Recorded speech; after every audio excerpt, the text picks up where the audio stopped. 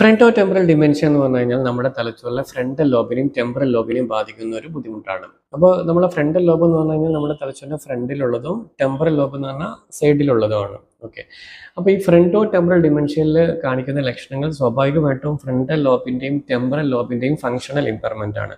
അപ്പോൾ ആദ്യം frontal ലോബിന്റെ functions എന്താണെന്ന് നോക്കാം. ഫ്രണ്ടൽ ലോബ് പ്രധാനമായിട്ടും നമ്മുടെ തീരുമാനങ്ങൾ എടുക്കൽ അല്ലെങ്കിൽ ആസൂത്രണം, പ്രശ്നപരിഹാരങ്ങൾ, നമ്മുടെ ഇമോഷൻസിനൊക്കെ കൺട്രോൾ ചെയ്യുന്നത്.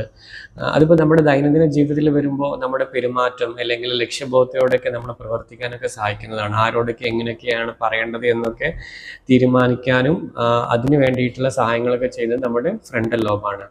ആ ഫ്രണ്ടൽ ലോബിൽ ഒരു പ്രശ്നങ്ങൾ എന്തെങ്കിലുമൊക്കെ ഉണ്ടാവും, നമ്മുടെ വ്യക്തിത്വത്തിലും സ്വഭാവത്തിലൊക്കെ വലിയ മാറ്റങ്ങൾ കണ്ടേക്കാം. അതായത് പെട്ടെന്നുണ്ടാകുന്ന ദേഷ്യം അല്ലെങ്കിൽ നമ്മുടെ ഇമോഷൻസിനൊന്നും നമുക്ക് കൺട്രോൾ ചെയ്യാൻ പറ്റാതെ വരിക, ചിലപ്പോൾ നമ്മൾ പെരുമാറുന്ന രീതി മാറിപ്പോവുക, ആരോടൊക്കെ എങ്ങനെയാണ് പെരുമാറേണ്ടത് എന്നുള്ള കാര്യങ്ങളൊക്കെ നമുക്ക് അറിയാതെ വരുന്നതൊക്കെ ഫ്രണ്ടൽ ലോബിലെ ഫങ്ഷണൽ ഇമ്പയർമെൻ്റ് ആണ്.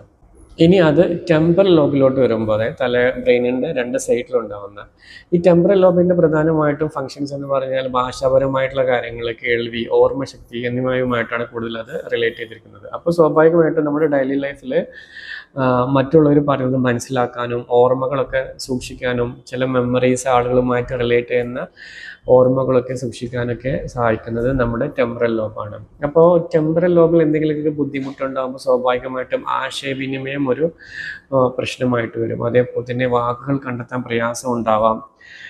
ചിലപ്പോൾ അത് നമ്മുടെ ഓർമ്മശക്തി മറ്റുള്ള കാര്യങ്ങളൊക്കെ ബാധിച്ചേക്കാം.